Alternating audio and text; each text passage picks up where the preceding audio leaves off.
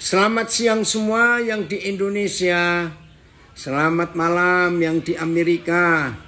Yang di Jerman juga di Eropa sudah bergabung. Puji Tuhan. Dari München, dari New York, Michigan. Baik, kita mau belajar. Saudara, hari ini tema kita sangat jarang, mungkin hampir gak pernah dengar. Bahkan setelah hampir 50 tahun saya melayani, baru hari ini saya diberi tema yang unik. Kekakuan agama. Kaku. Ya. Kenapa agama itu kaku? Karena agama itu peraturan yang dibuat oleh manusia yang mengatasnamakan Tuhan. Maafkan saya. Kenapa saya berani berkata bahwa agama itu pasti kaku? Karena itu buatan manusia. Karena yang Tuhan buat itu fleksibel, enggak kaku. Nah, kata fleksibel jangan diartikan pelin-pelan. Tidak, saudara. Bersyukur kepada Bapa di surga, Dia menciptakan air. Coba ya dengarkan, ya, supaya kita tidak salah mengerti kekakuan agama. Ya, jangan saudara merasa aneh saya berkata bahwa karena agama itu peraturan yang dibuat oleh manusia atas nama Tuhan, maka semua peraturan yang dibuat oleh manusia itu pasti kaku. Nah, salah satu kekakuan peraturan yang dibuat oleh manusia, maka dalam undang-undang konstitusi di negara manapun juga, kita pasti mendengar kata amandemen. Apa itu amandemen? Perubahan peraturan, perubahan perundang-undangan. Hampir semua negara di dunia itu pasti pernah mengamandemen undang-undang dasar atau konstitusi negara mereka. Dan itu wajar. Kenapa wajar? Karena itu buatan manusia. Peraturan perundang-undangan dibuat tahun 1800. Ya sudah jelas tidak relevan untuk zaman ini. Nah, satu-satunya peraturan, satu-satunya perundang-undangan yang tidak bisa diamandemen. Kenapa tidak bisa? Karena tidak perlu. Nah, beda loh saudara. Kenapa? Hukum Tuhan, Alkitab, firman Tuhan itu tidak bisa diamandemen. Karena tidak perlu. Nah, kenapa tidak perlu? Karena peraturan Tuhan itu bisa menyesuaikan zaman itu. Di setiap zaman bisa berlaku. Itulah Alkitab. Nah, air contohnya. Kita bersyukur bahwa Bapa menciptakan air sebagai sumber kehidupan. Oh, terima kasih Tuhan ada air di bumi. Terima kasih ada air di tubuh kami masing-masing. Terima kasih. Bahkan semua kita tahu 70% kira-kira tubuh manusia ini adalah cairan, saudara. Maka itu kalau kita dehidrasi, kehabisan cairan, kita mati. Dan itu wajar. Nah, kalau saya berkata istilah air tadi, hukum Tuhan yang bukan agama, saya ulangi, hukum Tuhan yang bukan agama, itulah air. Nah, air ini akan jadi agama kalau dibekukan. Namanya es. Nah, ini ilustrasi saja. Saya ulangi lagi. Air itu adalah Tuhan. Dan Tuhan kita tidak pernah menciptakan agama. Yang ini masih terjadi pertentangan. Tapi saya yakin dan percaya. Bapa kita di surga tidak pernah menciptakan agama. Agama itu buatan manusia. Maaf. Maka itu saudara, kalau kita memperhatikan apa yang Tuhan buat, itu sangat luar biasa. Tapi yang manusia buat, itu menimbulkan perpecahan, pertentangan. Maka itu saya yakinkan saudara masih belum yakin. Bahwa ada banyak Tuhan di dunia ini. Ada banyak Tuhan. Satu-satunya bukti yang paling gampang kita temukan. Kalau di dunia ini banyak Tuhan adalah di agama-agama itu. Kalau Tuhan itu cuma satu, maka peraturan di semua agama, di kitab suci agama, itu pasti peraturannya sama. Tapi mengapa beda-beda? Nah, kalau saudara menanyakan kenapa beda-beda, ya memang begitu. Itu namanya agama. Tuhannya ada banyak. Tergantung masing-masing pendiri agama itu mempercayai Tuhan yang model apa. Maafkan saya pakai kata model apa. Lalu lahirlah peraturan kitab suci semua agama itu. Aduh, ini menyedihkan sekali. Nah, semua yang dibuat oleh manusia, maka itu menjadi kaku. Air yang harusnya benda cair, tapi jadi es. Baku, kaku, keras. Nah, sama. Air dan es itu sama. Coba renungkan. Air dan es itu sama. Cuma yang satu masih asli, seperti semula dia dijadikan, yaitu cairan air. Tapi yang satu dibekukan. Baik oleh musim, cuaca maupun oleh manusia. Nah saudara, air itulah Tuhan kita. Maka itu Tuhan Yesus berkata, akulah sumber air hidup. Barang siapa percaya kepadaku, seperti yang dikatakan kitab suci, maka dari dalam hatinya akan mengalir aliran-aliran air hidup. Nah, air itu tidak punya bentuk. Perhatikan, air itu tidak punya bentuk. Tapi air akan berbentuk seperti tempat yang dia tempati. Maka itu di alam ini, di nature ini, air itu ada di sungai, ada di danau. Air itu nggak punya bentuk. Kalau kita ambil air itu masuk dalam botol, maka air itu ya seperti botol itu. Air yang kita ambil masukkan dalam panci, dalam ember, dalam gelas, dalam benda apa saja ya seperti itu. Kalau kita ambil dengan tangan walaupun sulit, tapi ya itu air. Tapi begitu dibekukan, maka air itu jadi es. Dan es itu kaku, keras. Es itu nggak bisa diubah bentuknya, kecuali dihancurkan, lalu jadi air kembali, benda cair kembali. Nah, saya harap dengan ilustrasi air yang jadi es ini, maka tema kita, kekakuan agama, kita bisa mengerti. Dan itu sungguh-sungguh luar biasa. Bukti yang kedua, bahwa Tuhan kita bukan mendirikan agama. Kalau saudara baca definisi agama, maka begini. Agama itu diatur, ditentukan oleh kitab suci yang mereka percayai. Nah, di dalam kitab suci itu yang namanya agama wajib. Ini loh hukumnya, wajib, bukan cuma harus. Wajib apa? Di dalam semua kitab suci agama itu pasti ada peraturan ibadah dan pasti ada peraturan sembahyang. Coba renungkan ini. Tidak ada buku agama, kitab suci agama apapun yang di dalamnya tidak ada peraturan ibadah dan peraturan sembahyang. Tidak ada. Agama itu harus ada. Nah, Alkitab kita, dengarkan, Alkitab kita tidak ada. Saudara bongkar sampai robek di kitab suci kita. Tidak ada peraturan ibadah, nggak ada peraturan sembahyang. Tidak ada. Pasti saudara bertanya, ya terus bagaimana sekarang ini? Kalau ada gereja pakai macam-macam itu, ya itu yang saya katakan, itu buatan manusia. Itu buatan manusia. Maka itu jadi kaku agama itu saudara, karena itu buatan manusia. Dan semua kitab suci agama, peraturan agama itu tidak boleh diubah, nggak boleh diganti. Itu sudah baku dan itu kaku. Tidak boleh. Kalau sampai berani mengubahnya, maka itu perang saudara.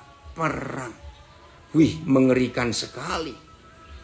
Jadi hari ini kita akan belajar untuk melihat fakta ini. Papa kita itu tidak kaku. Mari kita lihat ayat yang pertama, Matius 11 ayat 29. Matius 11 ayat yang ke-29. Kita lihat ayat ini.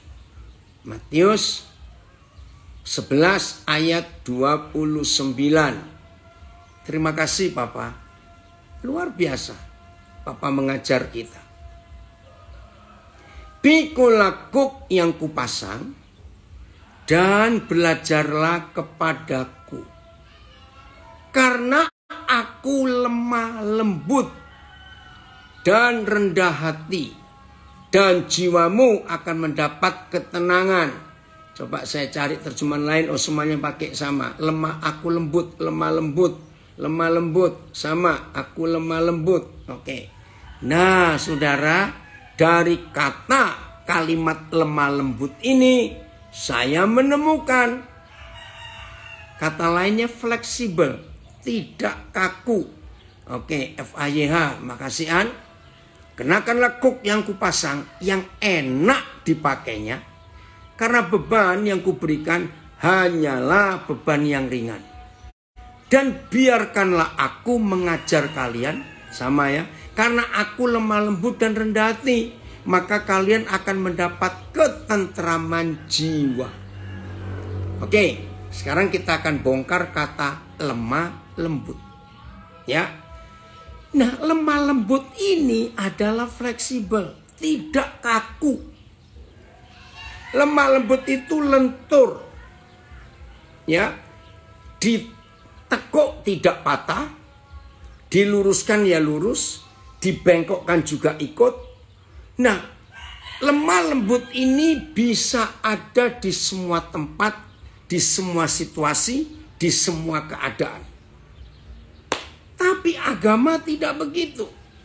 Contoh, maaf ya, tapi saudara jangan debat, jangan tanya kepada saya. Contoh, ada agama di dunia ini yang sangat bergantung kepada terbit terbenamnya matahari.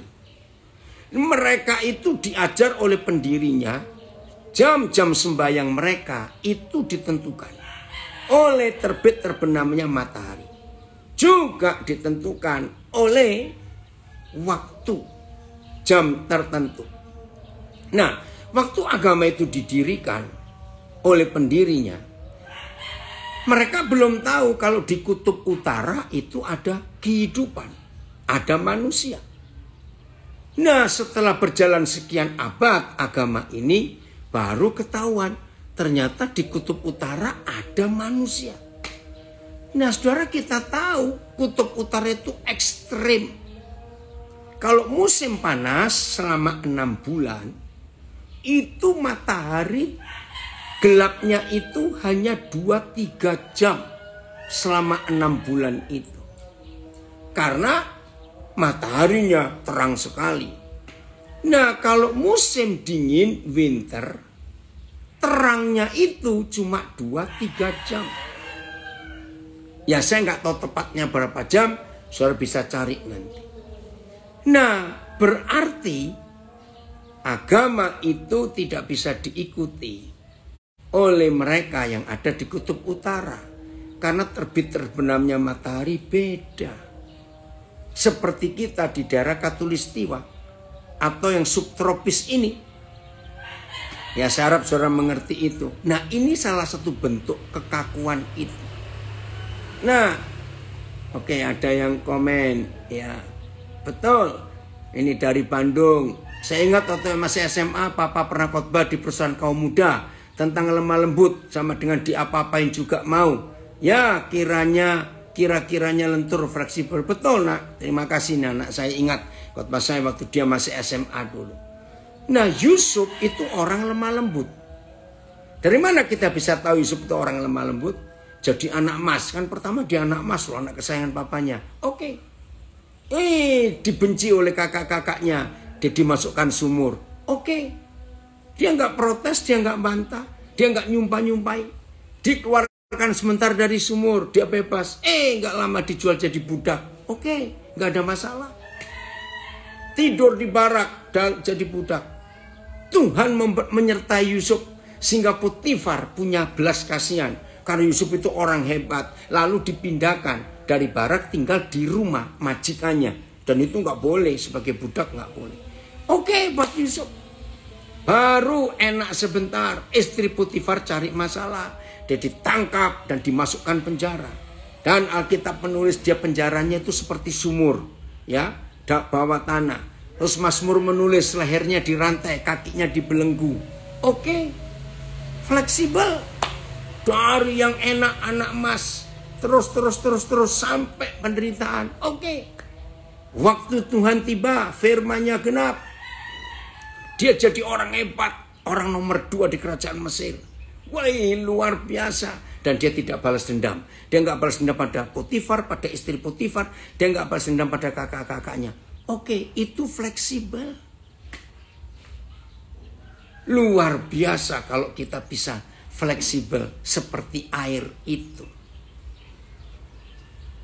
Maria adalah contoh kedua bahwa dia itu seperti air. Ingat ya, zaman itu kan banyak gadis. Nggak cuma Maria, nggak cuma 10-20 banyak. Tapi kenapa Papa pilih Maria? Nah jawabannya karena Maria itu fleksibel. Dia nggak takut dirajam batu, walaupun dia tahu hukum zaman itu. Maria itu nurut, nggak kaku, lentur. Maka itu hidupnya enak sekali, mengikuti semua yang Tuhan tetapkan dalam dirinya. Nah saudara, itulah Tuhan kita. Itulah Bapa di surga. Jadi lagi sekali, agama itu pasti kaku, pasti. Karena peraturan dibuat oleh manusia. Saya beri bukti lagi. Kalau Kristen bukan agama. Supaya saudara tahu. Ayatnya pendek. Bahkan ayat ini, firman ini ada di kitab yang namanya paling jelek. Ratapan. Apa itu? Ratapan 3 ayat 23. Saudara perhatikan. Ratapan 3 ayat 23. Nah di dalam agama nggak ada hukum ini. Ya, Ratapan 3 ayat 23. Weh, terima kasih Bapak. Tuhan memiliki kita. Yang Tuhan kita itu seperti air. Terima kasih. Maka itu gak ada peraturan baku di hidup kita. Selalu baru tiap pagi. Besar kesetiaanmu. Sama semua. Pada tiap-tiap pagi adalah ia itu baru. Selalu baru sama semuanya. Nah, coba renungkan. Kalau setiap pagi selalu baru, ya, FAYH, besarlah kesetiaan Yahweh, kebaikannya selalu baru setiap hari. Coba renungkan. Kalau kebaikannya, kalau rahmatnya, kasihnya selalu baru tiap pagi. Saudara harus sadar, ini nggak kaku. Jadi tiap pagi kalau kita bangun, itu pasti ada hal yang baru. Betul tidak? Wah, ini luar biasa. Maaf, agama nggak bisa. Saudara, di dalam agama apa saja? Ya, saya ulangi. Di dalam agama apa saja? Tidak ada yang baru. Saya ulangi. Di dalam agama apa saja, tidak ada yang baru. Ingat itu baik-baik. Kenapa? Ya karena nggak ada yang baru. Cuma diulang-ulang aja peraturan sudah dibuat ribuan tahun yang lalu. Maka itu diantara kita tidak boleh ada yang menghakimi. Doamu kok salah? Salah dari mana? Karena di kitab suci kita nggak ada peraturan doa. Ya, ibadahmu kok salah? Nggak ada. Kita bisa disalahkan dalam melakukan ibadah karena nggak ada peraturannya. Saudara, inilah kebenaran itu. Ya, jadi sekarang kita makin tahu bagaimana Tuhan kita selalu baru. Selalu baru, nggak kaku. Satu ayat lagi untuk meyakinkan setiap kita bahwa Tuhan itu nggak kaku. Ya, agama itu yang kaku. 1 Korintus 2 ayat 9. Terima kasih Bapak. Maka saudara, kalau agama itu kalau Tuhan itu enggak kaku, yang kaku itu agama, maka muncul satu sikap hidup loh, enggak pernah bosan. Betul enggak? Enggak pernah bosan. Aduh, luar biasa ini. Oke? Tetapi seperti ada tertulis, apa yang tidak pernah dilihat oleh mata, dan tidak pernah didengar oleh telinga, dan yang tidak pernah timbul di dalam hati manusia, semua itu yang disediakan Tuhan untuk mereka yang mengasihi Dia.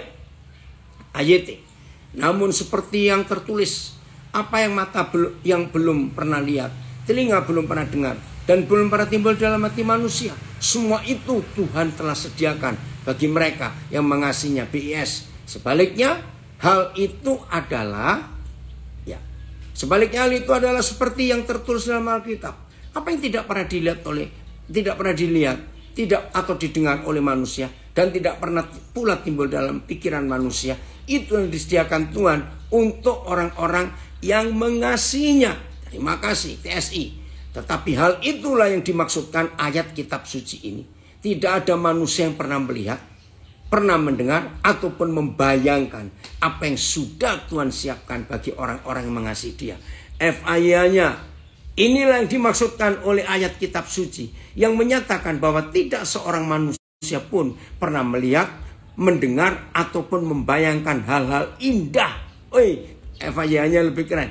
Seulang, inilah yang dimaksudkan oleh ayat kitab suci, yang menyatakan bahwa tidak seorang pun manusia pernah melihat, mendengar, ataupun membayangkan hal-hal indah yang disediakan Tuhan bagi orang yang mengasihinya. Nah saudara, kalau ini agama nggak bisa.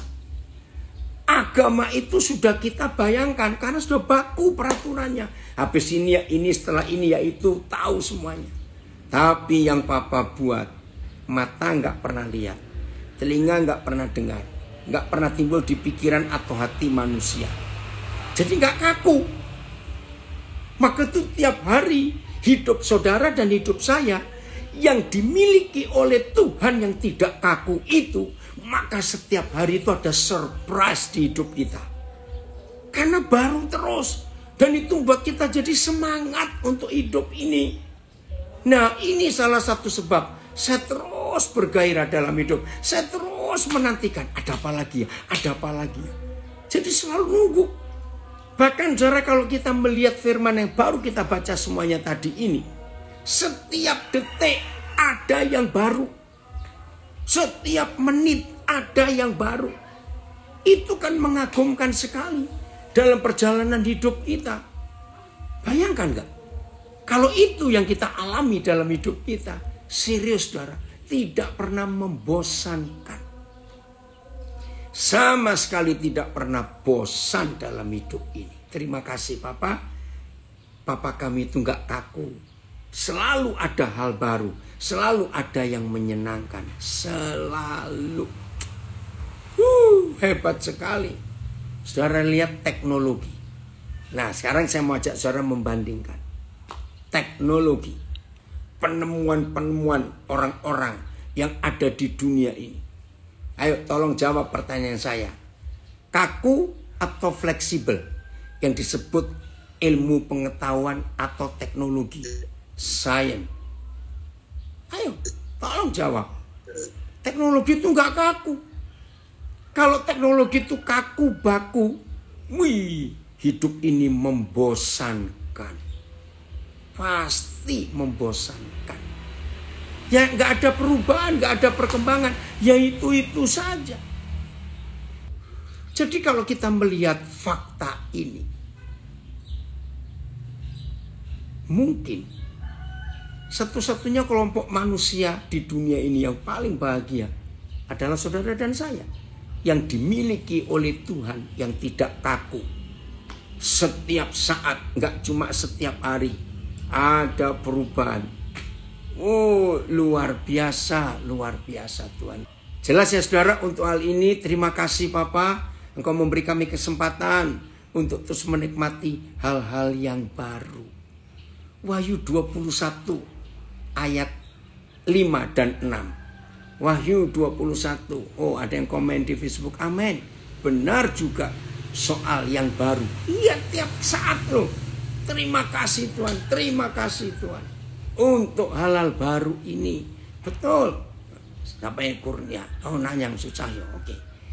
Wahyu 21 ayat 5 dan 6. Saudara lihat Wahyu 21 ayat 5 dan 6. Ada komen dari Palu. Papa di surga tidak kaku dan selalu ada yang menyenangkan, tidak membosankan. Amin. Puji Tuhan. Ya. Ia yang duduk di atas tahta itu berkata. Siapa itu? Yesus Kristus Tuhan. Lihatlah, aku menjadikan segala sesuatu baru. Segala sesuatu oleh Tuhan Yesus selalu dibuat yang baru. Jadi nggak pernah membosankan. Dan firman-Nya, tuliskanlah. Karena segala perkataan ini adalah tepat dan benar. Wih, terima kasih Tuhan. Saudara, jadi tiap pagi kalau kita bangun nikmati hal-hal yang baru yang Papa sediakan buat kita. Terima kasih. Saya ulangi lagi ya. Oh, terima kasih Bapak, senang sekali. Ia yang duduk di atas takhta itu berkata, lihatlah, aku menjadikan segala sesuatu baru. Dan firman-Nya, betul ya, firman-Nya, tuliskanlah, karena segala perkataan ini adalah tepat dan benar. Saya mau baca komen dari orang hebat, dari Nabi Re. Ya, tanda orang yang belum bisa menerima setiap hari adalah hari baru dengan segala sesuatu yang baru. Pasti dia pelit. Oh, orangnya di Jayapura ini, bukan di Nabire. Kapan kamu nak berangkat ke Jayapura? Betul, orang pelit itu pasti nggak pernah melihat yang baru. Loh, kenapa nggak pernah melihat yang baru? Karena dia takut kehilangan yang lama. Nah, agama itu nggak pernah mau tahu yang baru, karena takut kehilangan yang sudah baku itu tadi. Oke. Saya lanjutkan ya, ayat 6. Masih Wahyu 21. Firman-Nya lagi kepadaku. Semuanya ini telah terjadi. Aku adalah Alfa dan Omega. Yang awal dan yang akhir. Orang yang haus akan kuberi minum dengan cuma-cuma dari mata air kehidupan. Saudara yang belajar fisika, yang belajar kuantum, maafkan ini, yang belum tahu nggak usah tanya sekarang, nanti bingung, nanti aja. Orang yang belajar fisika, yang belajar teori kuantum, dan sekarang ada lagi teori apa saya lupa. Orang itu nggak pernah puas dengan apa yang dia sudah temukan.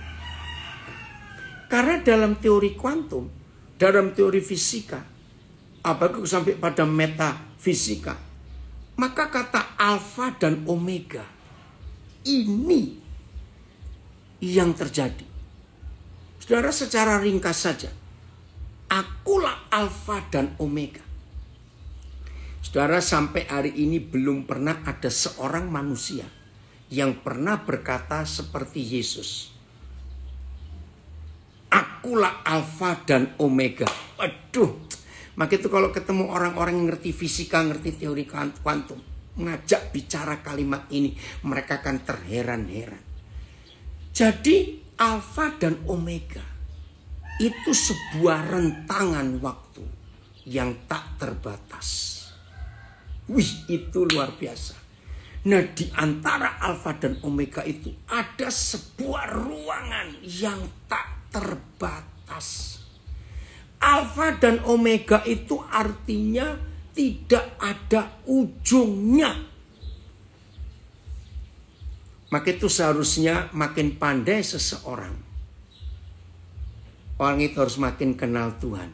Kalau pakai teori infinite, kalau ya dalam bahasa Inggris infinite itu kekal, tak terbatas. Itu alfa dan omega. Nah, agama itu selalu ada batasnya. Maka itu agama itu kaku. Nggak bisa diotak-atik, nggak bisa diubah. Pak, ya harus begitu, mau tidak mau. Oh, ada yang komen ini, bagus. Saya baru merasa bahwa di usiaku yang ke-68 tahun sekarang, bosan. Pak Daniel bicara hidup ini jangan bosan. Bentar, Tuhan bicara kepadaku via Pak Daniel. Terima kasih Pak Daniel. Sama-sama, ayo kita nikmati. Supaya nggak bosan dalam hidup. Setiap hari selalu menantikan hal-hal baru. Tadi dalam perjalanan dari satu gereja saya pelayanan menuju rumah untuk Zoom ini, wah terjadi diskusi. Ya, kenapa saya nggak pernah jet lag semuanya? Yaitu masalahnya, saya hidup di dalam ketidakterbatasan ini. Masih ingat berapa minggu lalu saya cerita ada orang di Washington DC, di Virginia, ya, yang berkata saya ini timeless. Artinya nggak terbatas oleh waktu. Maka itu saya bisa menikmati hidup ini dengan senikmat-nikmatnya. Karena nggak pernah bosan. Selalu ada yang baru setiap saat. Betul tadi anak saya itu bilang, orang pelit lah yang tidak pernah bisa merasakan hal-hal baru. Karena dia takut kehilangan yang lama. Aduh, jangan ada yang pelit ya di antara kita semua. Hiduplah dalam teori infinite ini. Akulah alfa dan omega. Wih, ya orang pelit itu takut kehilangan. Sangat ajaib sekali kalau orang pelit menerima yang baru. Sangat susah, bukan ajaib, susah. Karena takut nggak mau terima yang baru, yang lama dipertahankan terus. Nah, sampai di Wahyu 21 ayat 5 dan 6 ini. Saudara-saudara ngerti ya? Betapa hebatnya Tuhan kita. Terima kasih Bapak, bergairah terus. Dan ini salah satu sebab saudara. Saya itu maaf, dalam tanda kutip ya, nggak pernah merasa lelah atau capek. Karena menunggu hal yang baru, selalu menunggu hal yang baru. Ada apa lagi nih? Ada apa lagi? Kemarin saudara, kemarin sebentar. Iya kemarin, ya. Saya berangkat dari Jakarta, ya. Nah, saya nggak tahu itu bagaimana ceritanya. Ya, kalau dikatakan saya salah, ya memang saya salah. Jadi Jumat siang kan saya selesai karantina. Nah, selesai karantina itu dari pihak hotel memberikan saya amplop. Nah, di amplop itu hasil PCR saya yang terakhir, gitu ya. Nah, ya saya itu salah saya. Saya itu nggak buka amplop itu. Saya langsung masukkan ke tas saya karena yang nunggu saya sudah banyak di hotel itu. Karena waktu dari Amerika banyak yang titip ini, titip itu. Mereka pada ngambil. Saya bilang saya nggak mau bawa ke rumah, saya ribet nanti ini. Ke rumah anak saya yang di Kuningan. Ambil saja semuanya. No, karena yang nunggu sudah banyak, saya harus cepat berangkat juga. Yang jemput saya pun nggak bisa lama-lama karena harus pergi ke tempat lain. Udah, sampai rumah anak saya ngatur lagi semuanya. Malam itu saya berangkat ke bandara. Saudara tahu nggak? Begitu sampai saya bandara kan saya mesti lapor hasil tes PCR saya dan hasil semua bukti bahwa saya sudah karantina. Saya syok. Loh, amplopnya kok kosong? Saya pikir, apa saya salah terima amplop? Enggak. Karena cuma itu amplop dari hotel. Ada namanya hotel itu, amplop besar. Wah, terus petugasnya bilang, Pak, nggak ada isinya. Iya, saya tahu nggak ada isinya. Kemana ini? Nah, saya nggak mungkin bongkar tas saya yang lain. Dan saya tahu nggak mungkin ketinggalan di rumah anak saya. Karena amplop hotel itu cuma itu yang saya terima. Saya nggak panik walaupun saya syok. Nah, terus saya pelan-pelan. Saya cari nomor telepon hotel itu. Saya ketemu. Begitu saya telepon, ternyata orang yang menerima telepon malam itu adalah orang yang hari kedua saya karantina itu yang nemui saya tanya-tanya begini. Kok bisa pas itu loh Tuhan? Loh, ini Pak Daniel. Ya, katanya Bapak pulang ke Nabire. Ya ini ada masalah. Loh, saya ini terima amplop dari hotel. Tapi kok kosong? Nggak mungkin Pak. Saya juga berkata nggak mungkin. Nah, cuma saya salah saya, namanya Pak Seno orang ini. Salah saya Pak Seno, waktu saya terima amplop itu saya tidak buka. Pak, tunggu Pak ya. Saya rasa nggak mungkin loh Pak kalau kami salah. Mungkin juga Bapak, pihak hotel nggak salah, tapi saya cek. Ya ampun saudara, nunggunya lama sekali, lebih dari setengah jam. Ya ini saya harus check in, mau bagaimana ini? Ya lagi sekali, saya santai aja. Pasti ada hal baru yang Tuhan mau buat. Cuma saya tidak tahu bagaimana hal baru apa. Hampir 1 jam baru Pak Seno telepon saya. Pak Daniel, kami minta maaf yang sebesar-besarnya. Ternyata mereka kasih amplop Bapak yang salah. Jadi hasil tes Bapak masih ada di hotel. Ya ampun.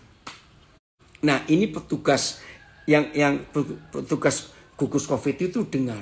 Gini aja ya. Tolong sekarang difoto lewat WA. Nanti saya akan cek. Saudara, bayangkan. Nah, akhirnya difoto. Baru saya terima. Waduh, hotel minta maafnya berkali-kali. Saudara, ya saya nggak mau nyalakan juga. Ngapain saya ribut? Ya, mereka sudah minta maaf juga kok. Tuhan itu luar biasa. Puji Tuhan, saya nggak terlambat untuk check in. Walaupun, ini ada yang komen. Ya, penting menjaga sikap dan memelihara pikiran kita tetap positif dan percaya anugerah Tuhan selalu baru setiap hari. Betul. Wih, ini yang luar biasa. Ya, wow. Anak-anak Papa harus hidup dalam teori infinite. Keren sekali. Baru mengerti apa itu alfa dan omega. Betul, Senta. Ini anak saya dari Manado komen. Ya. Lebih panik kalau anak-anaknya banyak pakai kertas tisu ya, Pak. Yo, awas kamu ya. Buang-buang pohon. Awas kamu ya. Ya, kamu. Bercanda interupsi. Bukan bercanda, itu betul itu. Saya itu marah kalau anak saya ngabisin tisu seenaknya saja. Nah, jadi itu kisah yang luar biasa. Saya tetap tenang saja, belum saya shock pertama. Kok ini kosong amplopnya? Bagaimana ceritanya? Ya. Terus saya cerita kepada seseorang, ya kamu tuh kurang teliti. Oke, kalau saya berkata kurang teliti. Yang dari pihak hotel saya nyerahkan kok. Ya, karena apalagi saya ditunggu oleh banyak orang itu. Nah, inilah salah satu hidup bersama dengan Tuhan. Selalu ada yang baru. Senang ya kalau begitu, saudara. Maka itu tiap hari saya tuh nantikan. Ada apa lagi ya? Hari ini bakal ada apa lagi ya? Ada apa lagi? Wah, itu menikmati betul anugerah Tuhan, berkat Tuhan dalam hidup kita setiap saat. Kalau kita mau mempercayai Dia dalam hal apa saja, maka itu saudara nggak usah takut. Ya, menghadapi hal apa saja kita tidak perlu takut. Karena Papa kita di surga itu luar biasa. Kenapa nggak perlu takut? Ini dia. Selalu ada cara yang baru. Betul nggak? Selalu ada cara yang baru. Nah, cara yang baru itu. Nedi yang dari Mandiri dulu nak. Ya. Salam balik. Nah. Oke. Jelas ya? Kita baca ayat yang lain. Betapa menyenangkan hidup ini kalau berjalan bersama dengan Papa di surga. Selalu ada hal yang baru. Ini anak saya gembala di Makassar. Sepanjang mengenal Pak Daniel, memang sudah memberi teladan soal tiap tenang dan tidak panik. Makasih nak untuk komenmu yang luar biasa ini. Bilangan 9 mulai ayat 15. Nah, lihat judulnya. Tiang awan memimpin perjalanan Israel. Kalau kita teliti, ini perjalanan yang unik dalam sepanjang sejarah hidup manusia. Perjalanan Israel dari Mesir ke Kanaan itu perjalanan yang unik. Perjalanan yang luar biasa. Ini cucu saya dari New York, kangen suara ayam. Ini ayam berkokok, ini banyak. Kalau ngikutin yang tadi malam, Brili, ada suara kodok ini di rumah Opa. Ya, yang tadi malam. Jadi Israel itu dalam perjalanan dipimpin oleh tiang awan, tiang api kalau malam. Itulah GPS mereka. Ya. Sebuah alat yang bisa menuntun sampai area mana. Pada hari didirikan kemah suci. Kemah suci itulah hidup kita. Ya. Maka awan itu. Siapa awan itu? Bapa Yahweh sendiri. Awan itu menutupi kemah suci. Kata menutupi, menudungi, meliputi, menguasai, menyetir, mengatur, mengerami, membungkus. Itu luar biasa. Nah, disinilah kita menemukan Tuhan kita tidak kaku, ya, tidak kaku. Tuhan kita itu luar biasa. Nggak kaku, fleksibel. Terima kasih Bapak. Menutupi. Maka itu kalau hidup saudara dan hidup saya dikuasai oleh kebenaran ini, hebat. Baik, makasih Freya. Papa senang kamu hadirin, anak saya dari Michigan. Ya.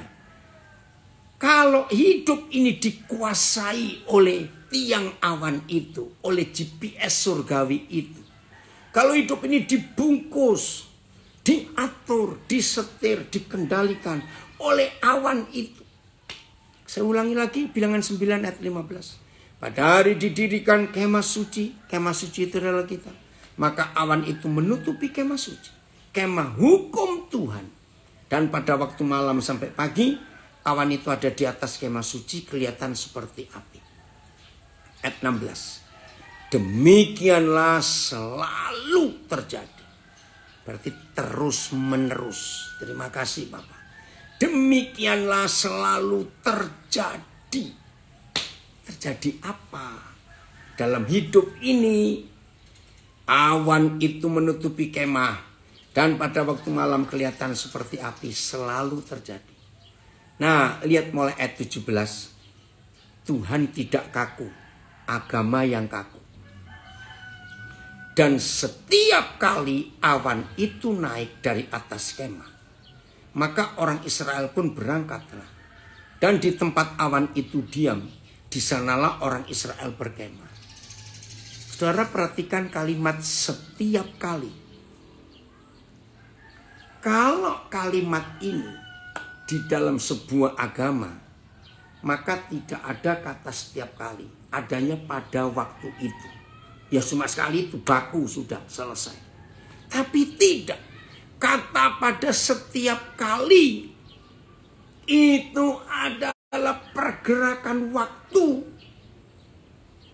Ya, pergerakan waktu. Itu kata setiap kali. Nah, kembali pada teori kuantum tadi. Wih, kalau saudara belajar fisika teori kuantum itu hebat. Mereka mempercayai ada sesuatu yang menggerakkan atom ini. Di alam semesta ini ada sesuatu. Ya, walaupun mereka tidak mengaku itu Tuhan, nggak apa-apa. Tapi mereka tahu ada sesuatu yang menggerakkan. Atom itu aktif. Wih, gerakannya nggak tahu kalau dihitung pakai berapa kilometer per jam. Wih, cepat sekali. Maka itu menghasilkan panas, menghasilkan energi yang luar biasa. Nah, itu nggak bisa dibakukan.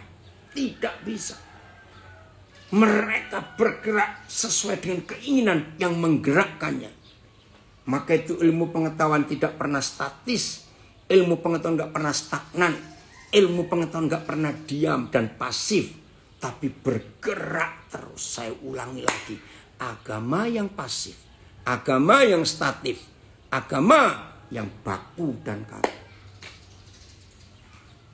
Saudara, ini luar biasa. Isman, senang sekali Papa ada kamu lagi. Terus bergerak, terus bergerak.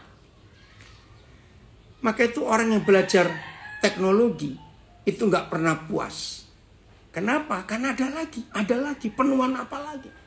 Tapi agama ya cuma itu, nggak bisa diubah, tinggal ngulangi lagi. Betul, Senta, Roh Kudus itu sama seperti GPS. Kembali Filipus. Bilangan 9 ayat 17, setiap kali. Jadi nggak baku. Kalau awan itu naik dari atas kemah, dari hidup kita, maka kita pun harus berangkat. Dan di tempat awan itu diam, di sanalah kita harus diam. Ngikuti Roh Kudus. Ayat 18. Atas titah Yahweh, orang Israel berangkat. Dan atas titah Yahweh juga mereka berkemah. Selama awan itu diam di atas kemah suci, mereka tetap berkemah. Wih, ini luar biasa saudara. Dalam perjalanan hidup yang dikuasai oleh Roh Kudus, tidak membosankan. Terima kasih Bapak untuk itu. Tidak membosankan. Selalu ada yang baru. Terima kasih. Ayat 19. Apabila awan itu lama, oh ya kata kuncinya ini, atas tita Yahweh. Ini passwordnya untuk saudara dan saya hidup di dalam ketidakkakuan Tuhan. Hidup dalam fleksibelnya Tuhan. Terima kasih untuk itu. Oh ya, ada istilah dan itu yang dipercaya oleh semua manusia di dunia. Dan memang itu benar. Kalau manusia, saudara dan saya, ada di pinggir sebuah sungai. Sungai besar maupun sungai kecil. Termasuk selokan. Dunia berkata begini. Air yang lewat di depanmu. Dengarkan. Air yang lewat di depanmu. Itu gak pernah balik lagi. Dan berapa lama pun kita ada di pinggir sebuah sungai. Air yang lewat di depan kita adalah air yang baru. Karena langsung mereka terbuang ke laut. Sudah ngerti nggak falsafah orang manusia hidup itu? Berarti di hidup ini selalu ada yang baru. Nah, kalau agama, airnya muter. Kembali lagi. Kembali lagi. Kembali lagi. Air yang mutar berarti nggak ada yang baru. Dan maaf, air yang tidak pernah mengalir, cuma mutar saja, itu sumber penyakit. Nggak ada yang baru. Dan nggak segar. Karena ya itu terus. Muter lagi, muter lagi. Kiranya saudara mengerti. Kenapa lambas? Berarti masalah gitu juga ya Papi. Masa yang berlalu jangan kembali lagi. Jangan dong. Kita harus nantikan masalah baru. Jangan masalah yang sama terus. Nggak ada gunanya. Masalah juga mau baru loh. Bayangkan. Masalah aja nggak mau kalah.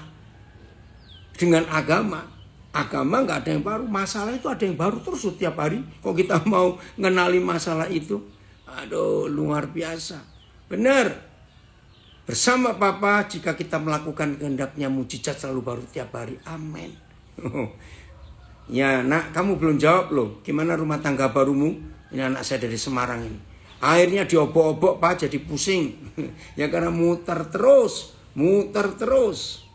Oke, ada komen ini dari Nabire, saya mau baca. Terima kasih untuk uraian firman Tuhan. Dapat dicerna dengan baik. Hikmat yang Tuhan Roh Kudus berikan. Wih, puji Tuhan. Itulah Roh Kudus kita. Yang hebat sekali. Kembali ke Bilangan pasal 9. Jadi Roh Kudus itu hebat sekali. Oke, Bu Tina yang hebat. Selamat siang. Ayat 19. Ya. Apabila awan itu lama tinggal di atas kemah suci. Ya. Ya, apabila awan itu lama tinggal di atas kemah suci, maka orang Israel memelihara kewajibannya kepada Yahweh. Dan tidaklah mereka berangkat. Jadi awan itu kalau lama ya sudah, tunggu aja di situ. Ada kalanya awan itu hanya tinggal beberapa hari di atas kemah suci. Maka atas titah Yahweh mereka berkemah. Dan atas titah Yahweh juga mereka berangkat. Nah, saya tanya kepada saudara. Kira-kira hidup yang seperti ini membosankan gak? Dituntun. Gak ada teori yang kaku. Harus sekian hari dulu. Harus sekian jam. Tunggu matahari sekian. Gak ada. Semau-maunya Roh Kudus memimpin. Semau-maunya Roh Kudus menuntun. Semau-maunya kehendak Roh Kudus. Berapa lama, berapa saat. Ikuti saja. Gak usah dibantah. Gak usah protes. Ikuti saja. Saya ulangi lagi ayat 20 ya. Ada kalanya awan itu hanya tinggal beberapa hari. Ya gak tahu berapa hari. Di atas kemah suci. Maka atas titah Yahweh mereka berkemah. Dan atas titah Yahweh juga mereka berangkat. Ada kalanya awan itu tinggal dari petang sampai pagi. Coba bayangkan. Sore, petang, pagi. Ketika awan itu naik pada waktu pagi, mereka pun berangkatlah. Baik pada waktu siang, baik pada waktu malam. Apabila awan itu naik, mereka pun berangkatlah. Saya ingin mengajak saudara jujur. Oh, terima kasih Mono pasrah. Ya, tadi pagi Papi nggak lihat kamu sama Endang. Ada di bumi di Girimulyo. Ya. Saudara lihat. Kalau kita merenungkan ayat 21, pasti timbul tidak membosankan hidup ini. Betul ya? Saya nggak tahu dari siapa ini, ada komen di Instagram. Amin. Terima kasih Pak Pedan. Selalu mengajarkan untuk tetap tenang dalam menghadapi apapun. Betul. Karena ada Papa di surga yang selalu punya cara yang baru untuk menyelesaikan apapun yang kita hadapi. Ya. Ayat 21 bilangan 9. Oh, di IG terputus. Ya, coba pindah ke FB ya. Maaf, saya nggak tahu sinyalnya memang ini. Aduh, parah. Ada kalanya awan itu tinggal dari Ada kalanya awan itu tinggal dari petang sampai pagi. Ketika awan itu naik pada waktu pagi, mereka pun berangkatlah. Baik pada waktu siang, baik pada waktu malam, apabila awan itu naik, mereka pun berangkatlah. Betul nggak kalau saya katakan? Nggak bosan. Tidak membosankan berjalan bersama Roh Kudus itu. Serius. Tidak membosankan, saudara. Wih, ini luar biasa Tuhan kita itu. Sama sekali tidak. Maka itu kalau kita mau hidup taat, hidup itu menyenangkan, hidup itu indah. Hidup itu membuat bergairah. Karena selalu ada yang baru, gak kaku. Ayat 22. Berapa lama pun juga awan itu diam di atas kemah suci. Baik 2 hari, baik sebulan. Ada yang sebulan. Atau lebih lama, bisa sebulan lebih. Maka orang Israel tetap berkemah dan tidak berangkat. Tetapi apabila awan itu naik, barulah mereka berangkat. Nah, saudara melihat gak? Ini hidup yang tidak membosankan. Selalu ada yang baru. Terima kasih Papa untuk kesempatan kami belajar mengerti hatimu. Terima kasih. Maka itu dalam hidup ini saudara jangan membatasi Tuhan. Jangan. Biarkan dia bekerja semau-maunya. Karena Papa punya miliaran cara, triliunan cara yang tidak pernah dipakai lagi. Hebat sekali. Coba saudara yang belum pernah tahu supaya hari ini tahu. Semua mujizat yang pernah tertulis dari mulai Kejadian sampai Wahyu. Saudara perhatikan. Semua mujizat yang pernah tertulis di Alkitab tidak pernah diulangi oleh Papa kedua kali dengan cara yang sama. Nggak ada. Pardana nanti Papa tunggu ya, jam 5 ya, Papa tunggu. Harus kamu ikut. Ya. Oh ya, nanti saudara jam 15 WIB ya. Ayo ikut ibadah lagi. Ini keluarga pesat di Nabire ada acara. Nah, acara nanti sore itu unik. Di Nabire itu ada seorang ya, orang dari Pontianak, Totok Tionghoa Totok. Kalau ngomong sampai sekarang masih cedal. Nah, tapi orang ini terkenal di Nabire. Orangnya ramah, suka tertawa, suka buat guyonan. Wah, sudah pokoknya ini orang hebat. Nah, nanti enggak tahu dia kapan ulang tahunnya, tapi kemarin dia minta pada kami mau buat acara ulang tahun untuk keluarga pesat ibadah. Nanti sore ikut ya. Yang jam 15 WIB akan kenal. Namanya orang panggil Cik Akam. Ya, nanti saudara. Oh, orang itu menyenangkan sekali. Oke, saya lanjutkan ya. Jadi, kalau hidup kita itu dituntun dipimpin oleh Roh Kudus. Menyenangkan sekali. Enggak ada yang membosankan dalam hidup ini. Terima kasih Tuhan untuk itu. Oh ya, Neng, betul Neng, Papa setuju pendapatmu. Senang kalau tiap hari hidup kita dipimpin Roh, kita nggak akan tersesat. Betul. Bukan cuma nggak akan tersesat, nggak bosan. Karena kita boleh menikmati kasih Papa yang luar biasa. Selalu baru tiap hari. Ya, maka itu Papa kita nggak kaku, Tuhan kita nggak kaku. Dia terus bergerak. Luar biasa. Kalau dia bergerak dan kita ikut, tidak akan membosankan sama sekali. Ayat yang terakhir. Oh, terima kasih Papa. Kami dimiliki oleh Tuhan yang tidak kaku. Selalu ada yang baru. Coba bayangkan kalau di rumah tangga ada orang tua yang buat peraturan baku buat anak-anaknya. Bosan. Bertahun-tahun aturannya sama. Jam 5 lewat 2 menit pagi harus bangun.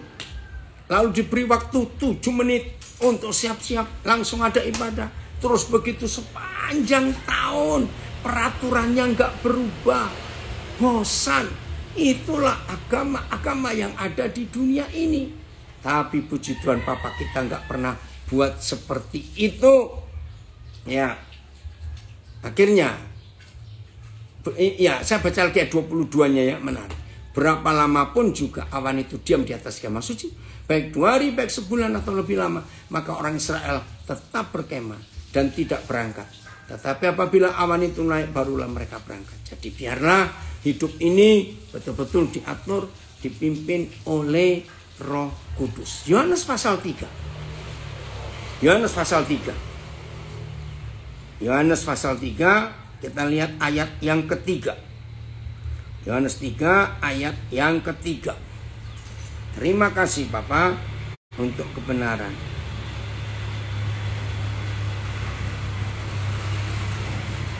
Ya, mulai ayat 3. Yesus menjawab katanya, ini pertanyaan Nikodemus. Aku berkata kepadamu, sesungguhnya jika seorang tidak dilahirkan kembali, ia tidak dapat melihat kerajaan Tuhan. Ayat 4, ini tokoh agama. Oh, ada komen. Saya nggak tahu siapa ini ya. Orang yang paham akan hal ini tidak akan khawatir dalam kondisi apapun, karena keyakinannya terhadap rencana Bapa itu dahsyat. Betul. Ya, ini baru si halo. Oke ya. Oke, satu terjemahan ya. Yesus menjawab katanya, aku berkata kepadamu, sesungguhnya jika seorang tidak dilahirkan kembali, ia tidak dapat melihat kerajaan Tuhan. Kata Nikodemus kepadanya, bagaimanakah mungkin seorang dilahirkan kalau ia sudah tua? Dapatkah ia masuk ke dalam rahim ibunya dan dilahirkan lagi? Nah ini, orang beragama itu nggak bisa menyelami pekerjaan Roh Kudus. Tuhan Yesus berkata, lahir kembali, bagaimana mungkin? Pakai logika manusia.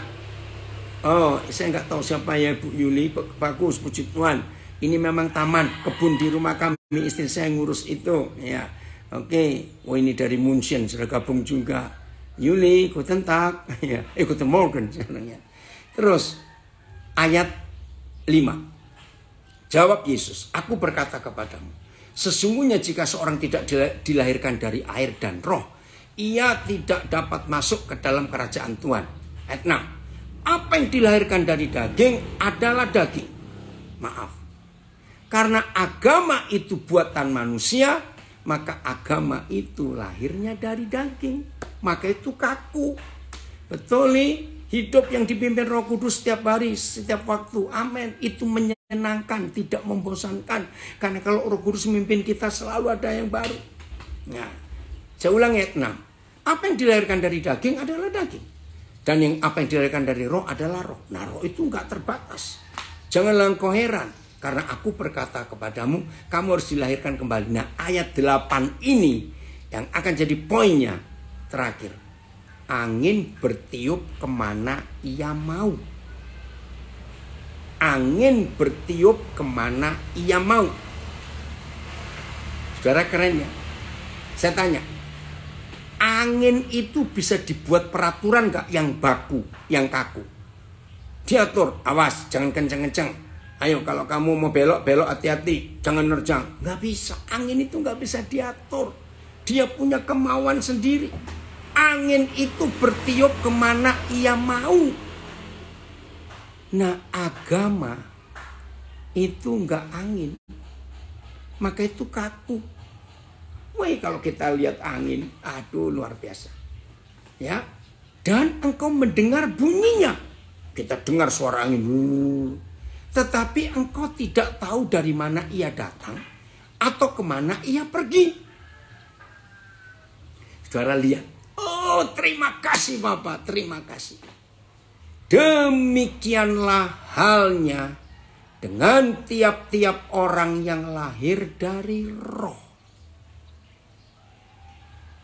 Wih saudara, bukan licik loh, nggak bisa ditebak, tidak. Saya menikmati hidup yang dipimpin oleh roh seperti angin. Seperti angin. Ya angin bertiup kemana ia mau. Dan kau mendengar bunyinya. Tapi engkau tidak tahu dari mana ia datang atau kemana ia pergi.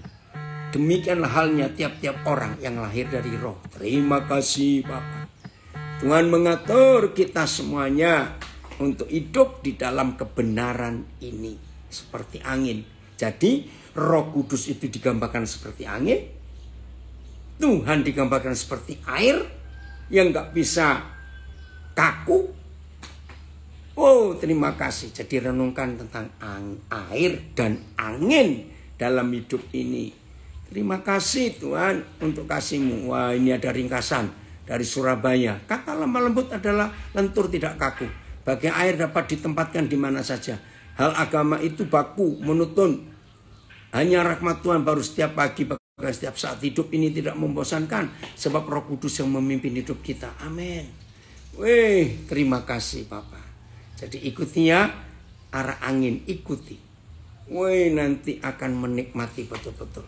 Maka itu tidak salah kalau Papa di surga dalam kitab Yesaya dalam banyak hal di perjanjian lama menggambarkan kita seperti burung Raja Wali. Burung Raja Wali itu selalu suka kalau ada badai, ada angin yang besar, selalu suka. Karena dengan itu dia bisa kemana-mana. Oke, amin ya Aleong. Saya belum tahu nih Aleong ini siapa. Jadi nikmat tuh saudara, hidup seperti angin itu. Oh, ikuti saja. Seru sekali. Perjalanan tidak membosankan. Oh, saya nggak tahu ini siapa yang komen. Bagusnya pemandangan di belakang Pak Daniel. Pantasan kerasan di sana. Iya.